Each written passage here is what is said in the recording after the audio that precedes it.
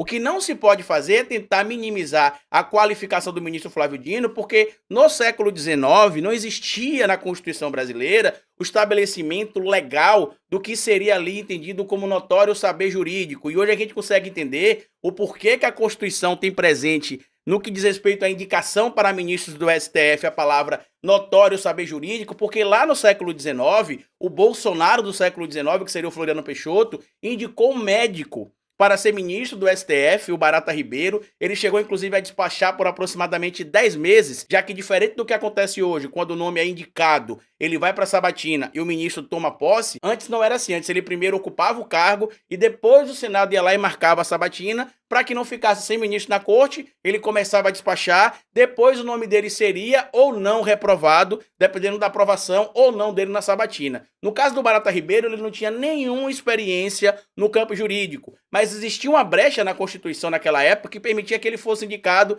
pelo Marechal Floriano Peixoto, que era o notório saber científico. E por ser médico, o Barata Ribeiro preenchia o critério de notório saber científico. Após alguns questionamentos feitos, inclusive por parlamentares, no século XIX ainda, que se alterou a Constituição para, ao invés de constar notório saber científico, porque isso poderia abrir espaço, por exemplo, para que um químico, para que um físico, para que um matemático, para que um historiador, um geógrafo pudesse ser candidato à vaga de ministro do STF por ter notório saber científico, se alterou a Constituição e hoje consta, como está no artigo 101, que precisa se ter notório, ou seja, um considerável saber, um conhecimento, um domínio da área jurídica. No caso do Flávio Dino, além de ser ali formado em Direito, ele é professor universitário, foi aprovado em primeiro lugar no concurso público para magistrado federal, exerceu atividade por 12 anos, tem mestrado e tudo que o Demetrio Maglioli costuma dizer é que o Dino não tem livros publicados. Ele não tem uma obra literária. Adianta ter livro publicado como você, por exemplo, Demetrio Maglioli, com desinformação sobre o sistema de cotas brasileiros, inclusive tirando as informações do mesmo instituto que o Bolsonaro, que a gente cita aqui, né, o Instituto Fiofó, que é quando você pega informação que não tem sentido, arranja algum tipo de lugar para tirar, para dizer que aquela informação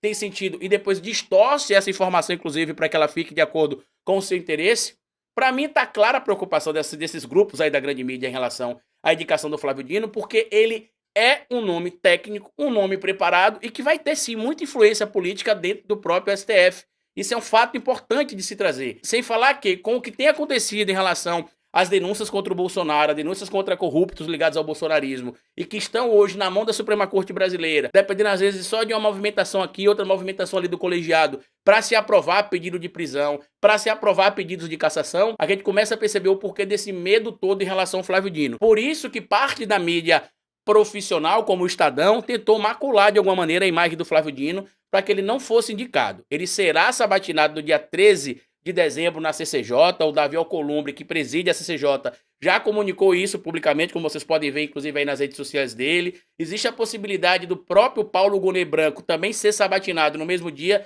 mas é pouco provável que isso aconteça. Inclusive, o relator que vai conduzir a sabatina do Flávio Dino é o Everton Rocha, que é um ex-aliado, que virou depois adversário político, mas que agora diz que não tem mais nenhum tipo de restrição, que está tudo superado entre ele e o ministro Flávio Dino. E eu acredito que a aprovação acontecerá sem muita dor de cabeça. Eu estava fazendo algumas contas aqui, bem de forma superficial, e de votos garantidos, já se tem ali aproximadamente 38 votos para que o Dino se torne ministro do STF. Para que ele se torne ministro do STF, ele precisa ter 41 dos 81 votos possíveis dos senadores no Senado Federal. Então, para mim, ali, levando em consideração alguns partidos que eu não coloquei no meu cálculo, porque a gente sabe que vai ter ainda alguns tipos de negociações, alguns diálogos. Entre esses partidos estaria o PP, do Ciro Nogueira e do Arthur Lira. Existem também alguns nomes que estão dentro do próprio PSD, do Rodrigo Pacheco, que não teria ali confirmado ainda se vão votar ou não favoráveis ao Flávio Dino. Mas na pior das hipóteses aí, ele precisa conquistar pelo menos 3 votos a mais, fora os que já tem, na pior das hipóteses, já tem confirmado ali aproximadamente 38 votos favoráveis ao Flávio Dino e vai acontecer, na minha opinião,